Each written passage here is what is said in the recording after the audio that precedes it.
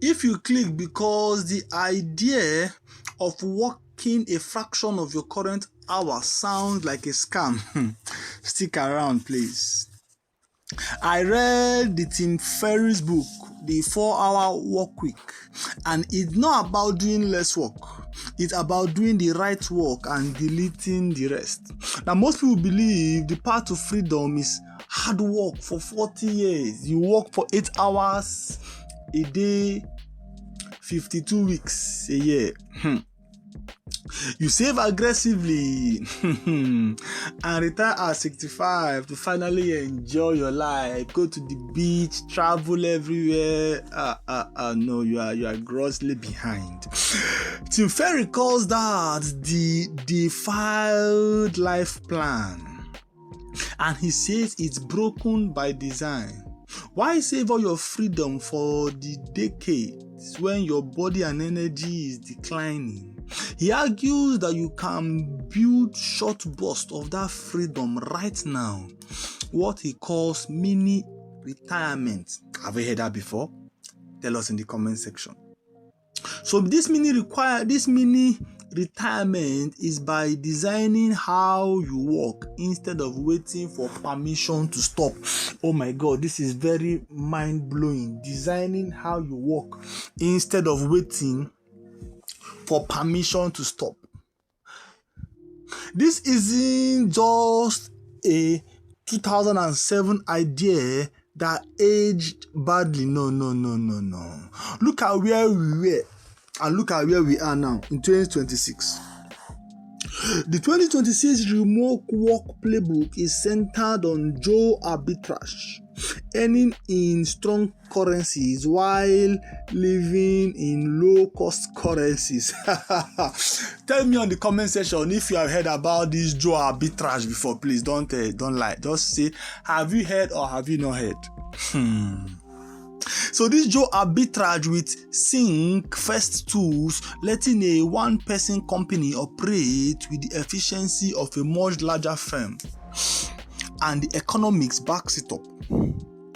Professionals building automations, connecting tools, and designing workflows that reduce manual effort are now earning anywhere from a few thousands to the low 5-figure per month doing project-based remote work. The tools Ferriss predicted are now mainstream infrastructure. Now, if you are here for just one idea and you want to go and start your own remote work for your arbitrage,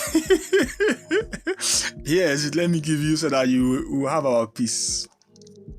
Time and mobility, not money alone, are the real currency of a rich life.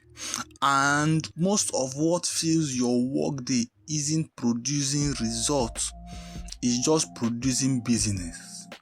Now let's start.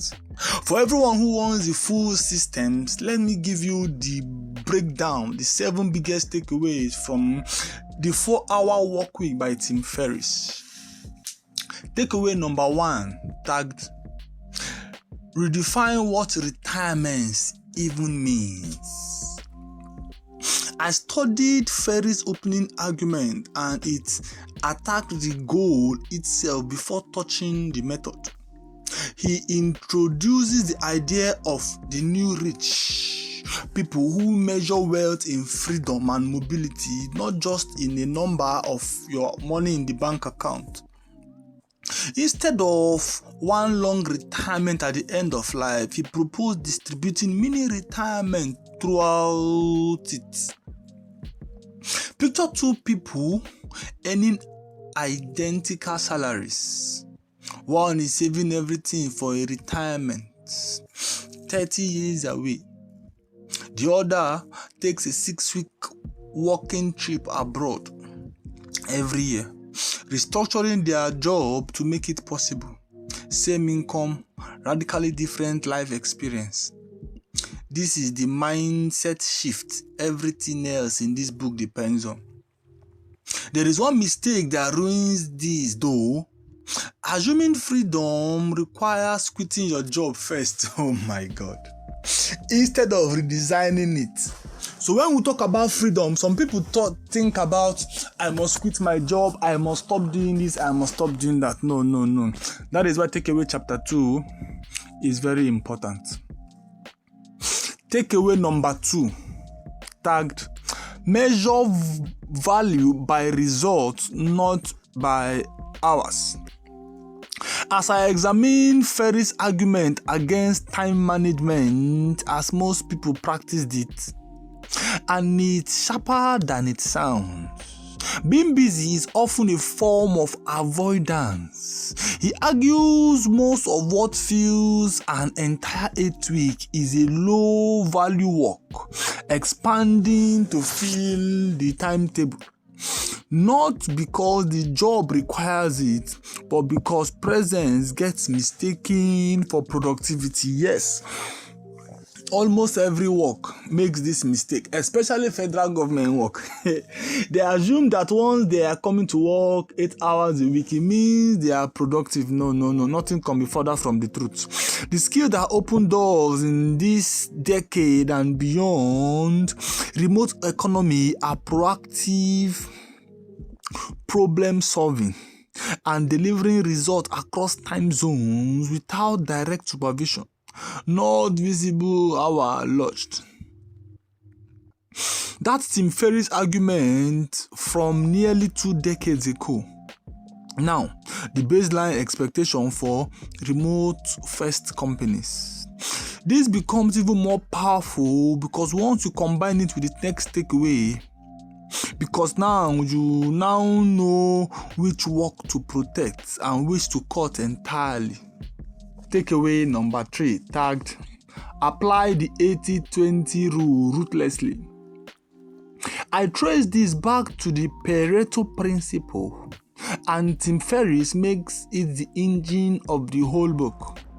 Roughly 80% of your results come from 20% of your efforts, and inconveniently, the reverse is also true. 80% of your problems and interruptions usually comes from the smallest handful of client tasks and habits. The move is to identify that damaging 20% and eliminate it, not manage it more efficiently. A freelancer with 10 clients might find 2 of them cause 80% of the stress and produce 20% of the income. Firing them is not reckless. That is math. Here is a quick one. I've seen 2 freelancers with nearly identical workload. One kept a very difficult client because losing the income felt scary. The other ran the 20/80 audit, caught the 2 worst clients and replaced the time with 2 better ones within a month. Same total hours, dramatically less stress, more income. That gap between managing pain and eliminating it is exactly why I've built the resource to help you apply this book. The template and workbook below that walk you through your own 80-20 audit instead of leaving it as an abstract idea. Check the link in the description or the pinned comments. Takeaway number 4, tagged, go on a low information diet. I compare this takeaway to digital hygiene advice you've probably heard before, but Tim Ferriss' version is more radical.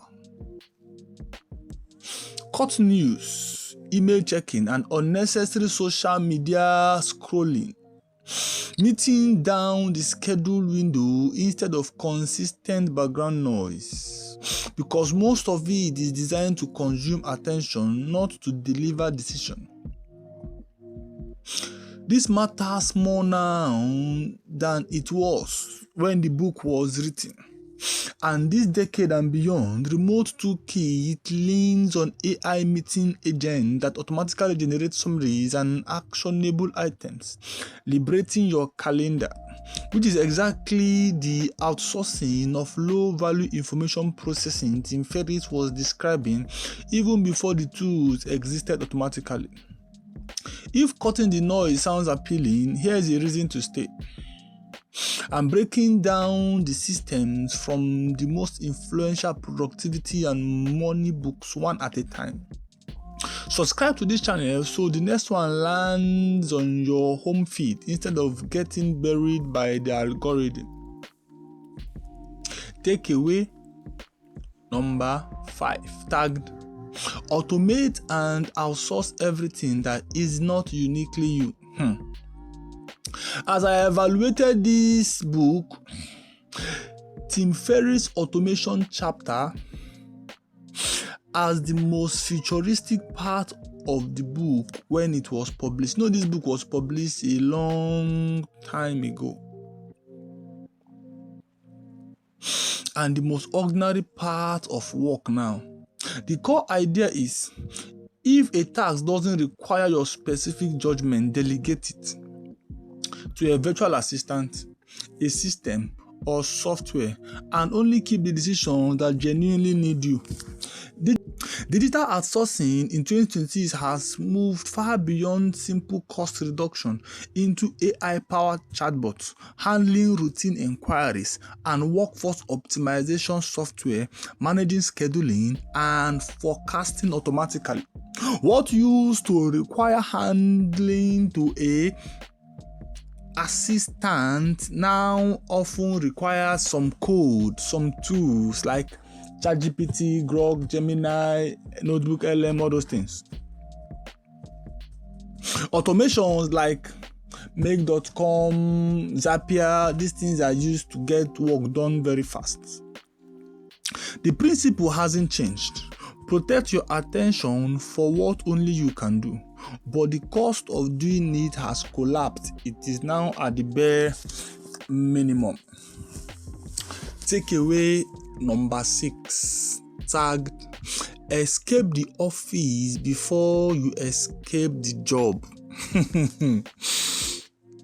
I know you will like this one. I dissected Ferriss' liberation step, and it's more tactical than people expect. Instead of quitting outright, he recommends negotiating remote work first, providing your output doesn't depend on being watched at the desk, then expanding your freedom from there. More than 40 countries now offer digital nomad or remote work visas, something that didn't even meaningfully exist when Tim Ferriss first pitched the idea, and companies thought it was fringe.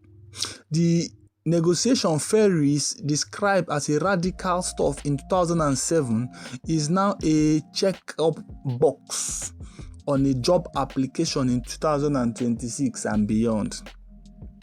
That is why we say get a remote work if you are also doing something that requires your attention.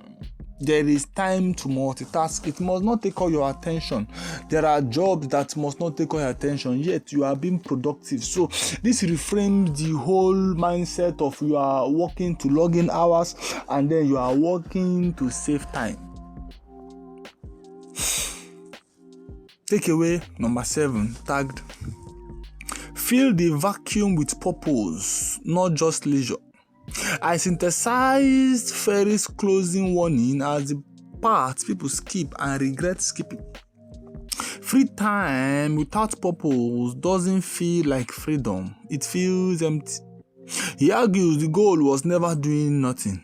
It's removing the meaningless work so there is room for work and experiences that actually matters to you. Some people think that when they are on leave, it is just to go home and rest and sleep and then do, thank God it's Friday. That is not the goal. The 4-hour work week is not the goal. What are you doing in the remaining 4 hours? It is that you are spending it with purpose. You are giving value to the time. You are doing what matters, what increases you, what increases your greatness, what increases your mindset. Maybe you are taking extra course, maybe you are applying for other things, but that extra 4 hours must not be a waste. Must not be empty. Must not be something that you are doing without purpose. This is the twist at the end of the whole system. Automation and elimination are not the destination. They are what clear the runway for a life you actually design on purpose instead of one that happens to you by default when you are being busy.